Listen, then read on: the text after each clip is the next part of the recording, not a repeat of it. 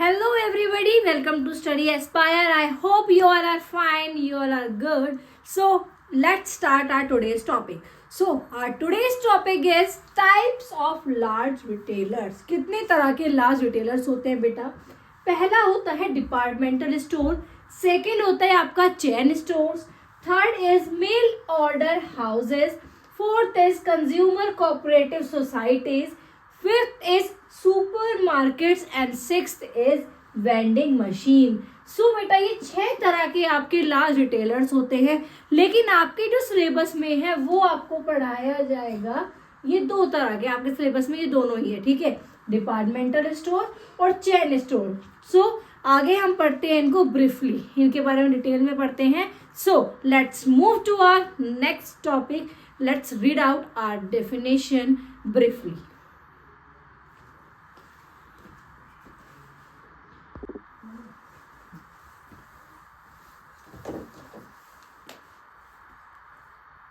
अब हम पढ़ते हैं टाइप्स ऑफ लार्ज रिटेलर्स का. First type that is departmental stores. देखो डिपार्टमेंटल स्टोर्स कौन से होते हैं? डिपार्टमेंटल स्टोर्स वो नहीं होते बेटा जैसे आज इंडिया में बहुत लोगों को लगता है कि जो मॉल्स वगैरह डिपार्टमेंटल स्टोर है. नहीं, डिपार्टमेंटल स्टोर बेटे बहुत बड़े लेवल के होते हैं, वहाँ पे सब कुछ मिलता है. जो डेफिनेशन से पढ़ते हैं, A departmental store is a large establishment offering a wide variety of products classified into well-defined departments aimed at satisfying practically every customer needs under a one roof. देखो बेसिकली डिपार्टमेंटल स्टोर वो store होते हैं जहाँ पर एक छत के नीचे आपको सब कुछ मिलता है, ठीक है, सारे कस्टमर के नीड को सेटिस्फाई करते हैं. देखो सब कस्टमर की नीड एक तो नहीं हो सकती ना, सबकी अलग अलग होती है. तो जितने भी कस्टमर की अलग अलग नीड है, जितना आप सोच सकते हो दूर तक कि हमें ये चीज चाहिए, वो आपको वन रूफ में मिलेगा. कहाँ पे? डिपार्टमेंटल स्टोर्स में. It has a number of department, each one confining its activities to one kind of product, ठीक है.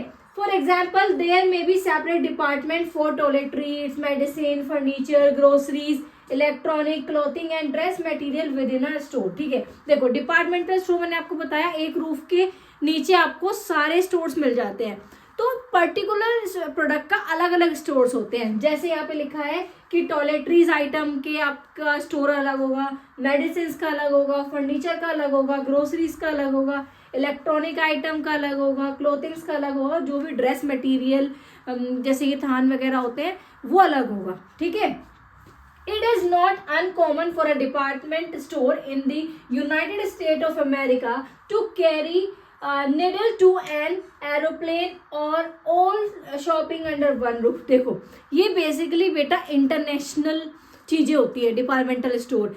यहाँ पे आपको एक छोटी सी निडल से लेकर एरोप्लेन तक चीजें वन रूफ के अंदर मिलती हैं, ठीक है. वो यहाँ पे इंडिया में तो बहुत कम है, ठीक है, पर ये इधर बेटा बाहर के एरिया में ही होता है. Everything from a pin to an elephant is the spirit behind a typical departmental store, ठीक है. डिपार्टमेंटल स्टोर में आपको एक पेन से लेके एलिफेंट तक कुछ भी आपको एवरीथिंग अवेलेबल होगी एक स्टोर के अंदर. तो ये कहाँ पे होता है बेटा? आउट ऑफ जैसे इंटरनेशनल चीजें होती हैं.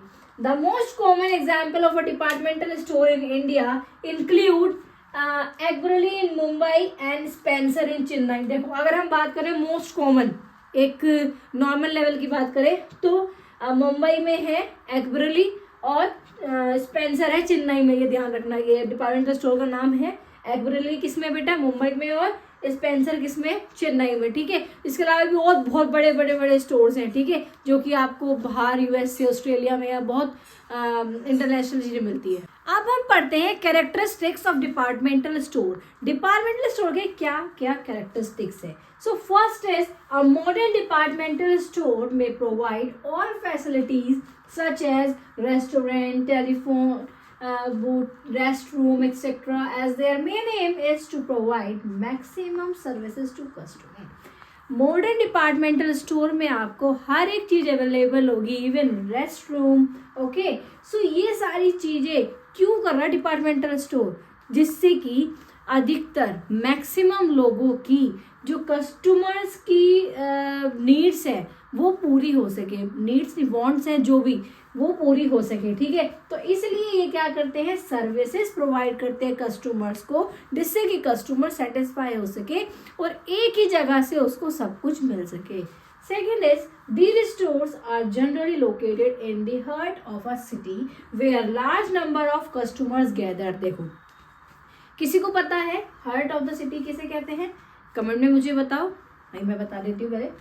Heart of a city, heart of the city कहते हैं बेटा मिडल ऑफ द सिटी। जैसे फॉर एग्जाम्पल ये एक सिटी है, ओके, सब जगह लोग रहते हैं, तो यहाँ पे लोकेटेड है बीच में, क्यों? इससे कि यहाँ पे जो लोग रहते हैं वो आ सके, यहाँ पे जो रहते हैं वो आ सके, यहाँ पे जो रहते हैं वो आ सके, और यहाँ पे जो रहते हैं वो आ सके। अगर ये डिपार्टमेंटल स्टोर यहाँ पे हो, ठीक है, एक कोने में जाकर सिटी के हो, तो यहाँ के लोगों को प्रॉब्लम होगी, बहुत दूर पड़ेगा। तो इसलिए ये लोकेट होते हैं बेटा बीच में, जिससे कि ज़्यादा से ज़्यादा कस्टमर अट्रैक्ट हो सके और गैदर हो सके, उनको ईजिली हो वहाँ तक पहुँचने के लिए, ऐसा ना लगे कि बहुत ज़्यादा दूर है। तो मिड में इसलिए रखा जाता है कि दोनों साइड के लोग आ सके।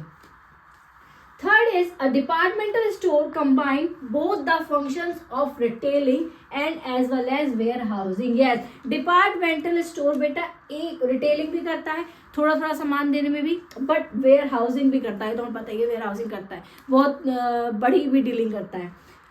Fourth is, they are generally formed as a joint stock company and managed by a board of director। Yes, ये एक joint stock company है। देखो ऑब्वियस सी बात है, इतना बड़ा डिपार्टमेंटल स्टोर है जहाँ पर इतनी सारी मैक्सिमम चीज़ें होती है, मैक्सिमम प्रोडक्ट्स सेल होते हैं, तो वहाँ पर एक बंदा तो नहीं चला सकता ना, तो बहुत सारे लोग मिलकर एक जॉइंट स्टॉक कंपनी बनाकर उसको चलाते हैं। वहाँ पे बोर्ड ऑफ डायरेक्टर्स भी होते हैं।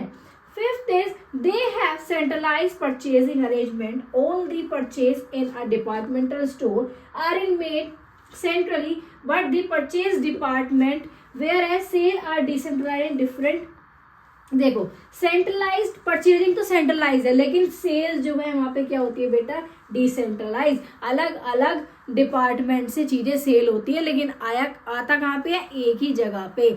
सो आई होप आपको इस समझ में आ गया होगा, ठीक है। डिपार्टमेंटल स्टोर्स बहुत बड़े स्टोर्स होते हैं बेटे, जैसे मैंने आपको बताया अभी कि दो नाम कॉमनली आपको बताएं, वो जरूर पेपर में लिख के आना है, ठीक है। तो ये मॉडर्न डिपार्टमेंटल स्टोर्स जो होते हैं ना बेटे, बहुत ज़्यादा सेटिस्फाई करते हैं हर तरह के लोगों को, ठीक है। ये एक बहुत बड़े लेवल पे होते हैं, तो वहाँ पर ना बहुत ईजिली लोग अपनी जितनी भी उनकी चीज़ें हैं वो अपनी खरीद सकते हैं एक ही जगह पे, ठीक है, under a one roof top. और ये आप जरूर ये पॉइंट जरूर लिख के आना कि ये हार्ट ऑफ अ सिटी में होते हैं, means middle of the city में होते हैं, इधर उधर क्यों नहीं होते हैं, जिससे कि लोगों को वहाँ तक पहुँचने के लिए आसानी हो, ठीक है। सो कैरेक्टरिस्टिक्स ऑफ डिपार्टमेंटल स्टोर आपको इजीली समझ में आ गया। अब हम पढ़ते हैं एडवांटेजेस ऑफ डिपार्टमेंटल स्टोर्स। क्या क्या एडवांटेजेस हैं? फर्स्ट एडवांटेज है बेटा attract large number of customers. देखो ये आपको पता ही है ये जानने के बाद कि डिपार्टमेंटल स्टोर्स क्या होता है बेटे, लार्ज नंबर में डील करता है, एक रूफ टॉप में आपको सब कुछ चीजें मिल रही है, तो क्या करता है, बहुत ज्यादा कस्टमर्स को अट्रैक्ट करता है। और हाँ, सबसे बड़ी बात ये मिडल ऑफ द सिटी में होता है, ठीक है, तो उससे भी एक बड़ा एडवांटेज हो जाता है ये कि लार्ज नंबर ऑफ कस्टमर्स को ये अट्रैक्ट करता है। As these stores are usually located at central place to attract large number of customer, ठीक है, एक सेंट्रल प्लेस में, एक मिड ऑफ द सिटी में इसको लगाया जाता है, डिपार्टमेंटल स्टोर को खोला जाता है, जिसकी वजह से ज्यादा कस्टमर्स अट्रैक्ट होते हैं। Second is convenience in buying, ठीक है, ये एक दूसरा एडवांटेजेस है डिपार्टमेंटल स्टोर का, convenience in buying. By offering large variety of goods under one roof the departmental stores provide great convenience to the customers in buying almost all goods of their requirement at one place. देखो convenience in buying का मतलब होता है बेटा कि ये क्या offer करते हैं, लार्ज वैरायटी ऑफ गुड्स को ऑफर करते हैं, एक ही जगह पर एक ही प्लेस पे आपको हर तरह का प्रोडक्ट मिल जाता है, ठीक है, हर एक कस्टमर की नीड सेटिस्फाई हो जाती है, जो उनकी वांट्स है वो सेटिस्फाई हो जाती है। तो एक ग्रेट कन्वीनियंस प्रोवाइड कराते हैं कस्टमर को, जिससे कि वो ऑलमोस्ट जो भी रिक्वायर्ड कस्टमर्स के गुड्स होते हैं वहाँ पर अवेलेबल होते हैं। Third is attractive service. Yes, ये सर्विसेज भी बहुत अच्छे अट्रैक्टिव देते हैं, जिसकी वजह से कस्टमर अट्रैक्ट होता है और ज़्यादा कि हाँ मेरे को तो डिपार्टमेंटल स्टोर में जाना है और सामान खरीद के लेके आना है। Departmental stores aim at providing maximum service to the customer. देखो, सबसे बड़ा एम होता है डिपार्टमेंटल स्टोर का कि उसको ज़्यादा से ज़्यादा कस्टमर्स तक प्रोडक्ट पहुँचाने हैं, प्रोडक्ट खरीदवाने हैं। ठीक है, service include home delivery of goods, grant of credit facilities and provision for restroom, telephone booth etc. अब देखो, ये बेटा होम डिलीवरी भी प्रोवाइड कराता है। क्या क्या कराता है? होम डिलीवरी आपको मिल जाएगी। क्रेडिट आपका मतलब आपको पता ही है, उधार पे भी सामान मिल जाता है, और प्रोविजन ऑफ रेस्ट रूम मिल जाता है आपको, टेलीफोन बूथ मिल जाता है। तो ये सारी चीज़ें हमारे एडवांटेजेस है डिपार्टमेंटल स्टोर के। Fourth is economy of large, ठीक है, scale operation as these stores are organized at a very large scale, the benefit of a large scale operations particularly in respect of purchase of goods are available to them. देखो, economic of large की बात करें तो बेटा, large scale की बात करें तो इसमें क्या होता है बेटा, ये जो डिपार्टमेंटल स्टोर वाले हैं बल्क में सामान खरीदते हैं। ठीक है, तो बल्क में सामान खरीदने की वजह से इनको बहुत सस्ता पड़ता है, तो सस्ता पड़ने की वजह से इनको बहुत ज़्यादा एक बेनिफिट मिल जाता है। दूसरा, और ये जो अधिकतर जो कैश पे डील करते हैं, ठीक है, तो कैश पे डील करने की वजह से बेटा इनके बैड डेट भी नहीं रह जाते हैं। तो ये सारे एडवांटेजेस हैं बेटा डिपार्टमेंटल स्टोर के, आपको याद रखना है। सबसे बड़ा एम क्या होता है डिपार्टमेंटल स्टोर का, कि उसको कस्टमर तक सर्विस पहुंचानी है, ज़्यादा से ज़्यादा कस्टमर्स को अट्रैक्ट करना है। ठीक है, बहुत सारे उसको एडवांटेज देना है। वन टू रूफ टूफ के अंदर हर एक चीज़ वहाँ पे अवेलेबल होनी चाहिए। क्रेडिट फैसिलिटी भी ले देता है। तो ये सारे बहुत इंपॉर्टेंट हैं, आपको बहुत ईजी लैंग्वेज में लिखा है, आप इसका स्क्रीनशॉट ले सकते हो। इस तरह से आपको एग्जाम में लिखना है, पॉइंट वाइज लिखना है। ठीक है, जैसे मैंने यहाँ पे पॉइंट लगाया हुआ है, इसको आप नेक्स्ट पॉइंट बनाकर भी इसके अंदर लिख सकते हो। ठीक है, जितना आप एग्जाम में पॉइंट में लिखोगे उतने आपको अच्छे मार्क्स मिलेंगे। ठीक है, तो ये बहुत इजीली लैंग्वेज में लिखा है, आप इस तरह से लिख सकते हैं एग्जाम में, आप इसका स्क्रीनशॉट ले लो। Disadvantages of departmental stores. First, lack of personal attention. Yes, personal attention की कमी हो जाती है बेटा। Because of large scale operation it is very difficult to provide adequate personal attention to the customer in the store. ठीक है, हर एक को पर्सनल तो नहीं जाकर चीजें होंगी ना बेटे, अलग अलग डिपार्टमेंट है, इतने सारे डिपार्टमेंट है, तो उसके अकॉर्डिंग ही होगा। Second is high operating cost. As these stores give more emphasis on providing services, their operating costs tend to be high, which in turn to make the prices of the goods high, as they are not attractive to the lower income group of people। देखो, कई बार क्या होता है बेटे, मैंने आपको बताया कि डिपार्टमेंटल स्टोर वो स्टोर होता है कि जहाँ पर हर तरह की चीज़ें मिलती है। तो हर तरह पे बेटा महंगा सस्ता भी होगा, तो वहाँ पे महंगी चीज़ें भी होंगी। तो महंगी चीज़ें होने के कारण वहाँ पे जो लोअर क्लास के लोग हैं वो वहाँ पर वो चीज़ें नहीं खरीद सकते हैं, तो ये एक डिसएडवांटेज हो गया। Third, high possibility of loss. Yes बेटा, लॉस की पॉसिबिलिटी बहुत ज़्यादा है। कैसे? देखो, एक बहुत बड़ी बात बोली जाती है कि जितना बड़ा बिजनेस उतना बड़ा लॉस भी हो सकता है। यस, आप जब बहुत बड़ा बिजनेस कर रहे हो, इतना ज़्यादा प्रॉफिट कमाओगे तो कहीं ना कहीं लॉस भी कमाओगे। तो वो किस वजह से?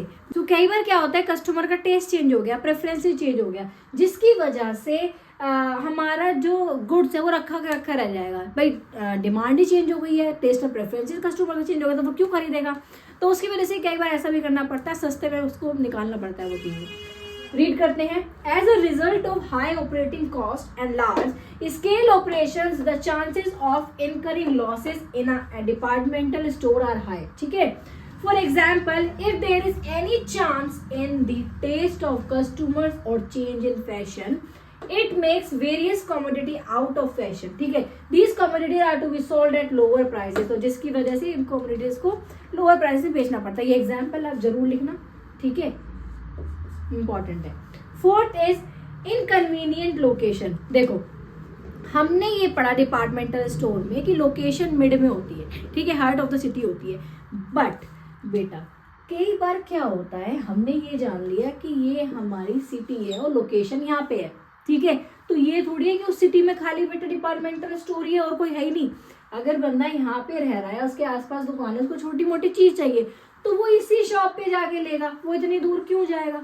ठीक है। तो ये भी एक इसका नुकसान है कि हर एक छोटी भी चीज के लिए वहां पर नहीं जाएगा, आसपास का बंदा चला जाएगा पर थोड़ी सी भी दूरी पे होगा तो वो पास की दुकान पे ही जाके लेगा, ठीक है। वो सोचेगा मैं पास से ही ले लूँ, मैं क्यों इतनी दूर जाऊं। तो ये है बेटा डिसएडवांटेज डिपार्टमेंटल स्टोर के, याद रख लो। Lack of personal attention, high operating cost, high possibility of loss and inconvenient location, ठीक है। तो ये आपको एग्जाम में लिखना है, आप इसका स्क्रीनशॉट ले सकते हो। बहुत इजी एक्सप्लेनेशन के साथ मैंने आपको समझा दिया है, बहुत इजी नोट्स के साथ। आप इस तरह से थोड़े पॉइंट्स बनाकर, पॉइंट्स हाईलाइट करके एग्जाम में लिखो, आप सच में बहुत अच्छे मार्क्स ग्रैब करोगे। आई होप आपको ये टॉपिक सारा क्लियरली आपको समझ में आ गया हो। अगर आपको कोई भी डाउट होता है प्लीज़ आप मुझे कमेंट सेक्शन में बताइए, या फिर आपको नोट्स चाहिए, आप किस तरह से आप पढ़ना चाहते हो आप मुझे बताइए, I will help you out. आपने सारे पॉइंट इजीली समझ लिए, आप बहुत, मैंने हैंड नोट्स में आपको ये बनाया है। आपको जो भी नोट्स चाहिए तो आप मुझे बताइए, ठीक है। आपको इजीली समझ में आ गया हो। Thank you so much. Please do like, share and comment on my video. Thank you.